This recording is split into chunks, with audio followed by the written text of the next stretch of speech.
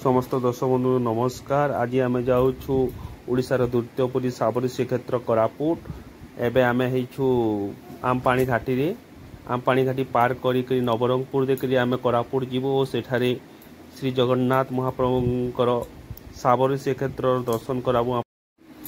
आपण मैंने जदि कोरापुट आसबार लगे चाहूँ तो आपण मैंने भुवनेश्वर और विशाखापट्टनम ट्रेन जो आसी पारबे और अनेक जगार कोरापुट के आसबार लगी बस सुविधा अच्छे। आप बस जो और निजर प्राइवेट भेहिकल रे भी आसी पारबे।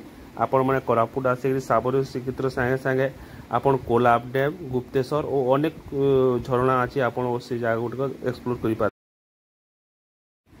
देखुन आम ए पहुँची जाइछू कोरापुट साबरी श्रीक्षेत्र मेन गेट रे पाँच ऊपर अच्छू आम एबे आम ऊपर को लेकिन देखामु साबरी श्रीक्षेत्र श्री जगन्नाथ महाप्रभुंकर मंदिर एटा मंदिरटा पहाड़ उपर अच्छे। आपन को सीढ़ी द्वारा पहाड़ ऊपर के जीवा लगी पड़वा।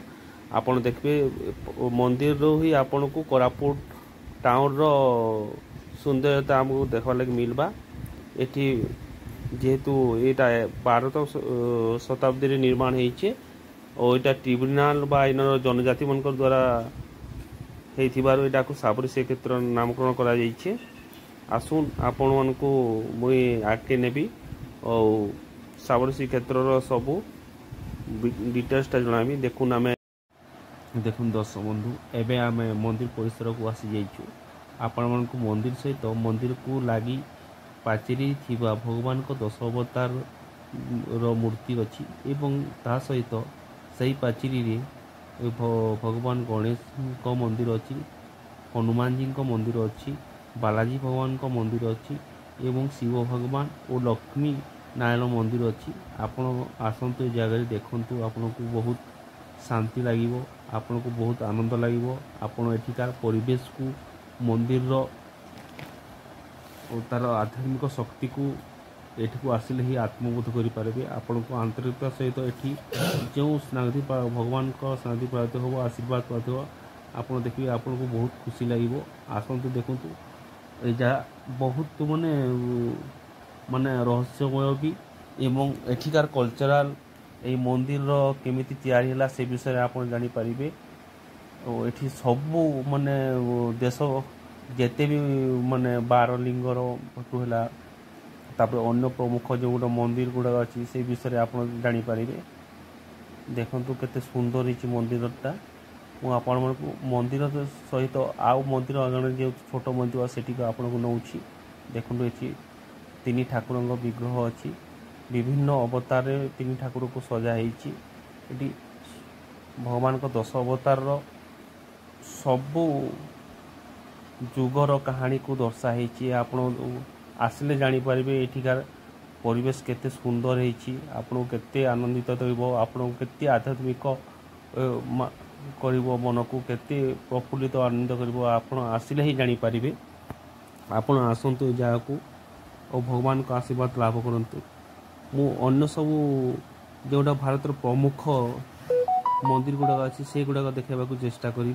देखो पूरा ए बिल्डिंग सारा ही चारिपटे ही 2 पार्श्व भगवान को सबू अवतार सहित जेते भी माने आम नवकेलवर होइछि किंबा कौन लोक भगवान को मूर्ति दान करिसेंती मंदिर को से गुड़ाक आनिक सजा होइछि। आपण देखिले आश्चर्य होइजिबे।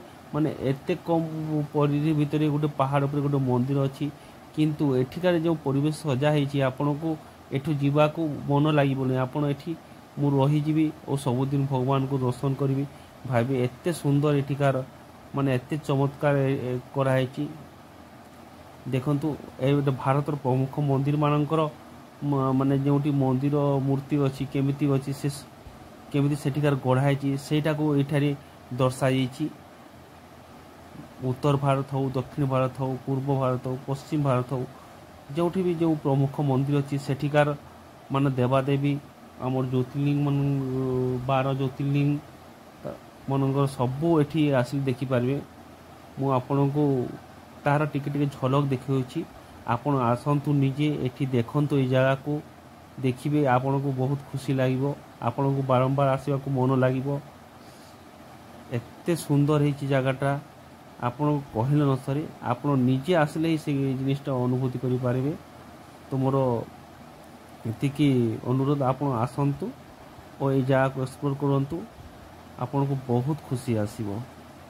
ତା ସହିତ ଏଠିକାର ପରିବେଶ ବି ବହୁତ ବଢ଼ିଆ। ଆଖପାଖରେ ଆପଣଙ୍କୁ କୋଲାବ ଡ୍ୟାମ୍ ଦେଖିବାକୁ ପଡ଼ିବ, ତାପରେ ଡୁଡୁମା ଜଳପ୍ରପାତ ଅଛି, ଅନେକ ଜାଗା ଅଛି ଏଠି ଯେଉଁଟାକୁ ଆପଣଙ୍କୁ ଦେଖିଲେ ବହୁତ ଖୁସି ଲାଗିବ। ଦେଖନ୍ତୁ ମୁଁ ଏବେ ମନ୍ଦିର ବହୁତ ଖୁସି ଲାଗିବ।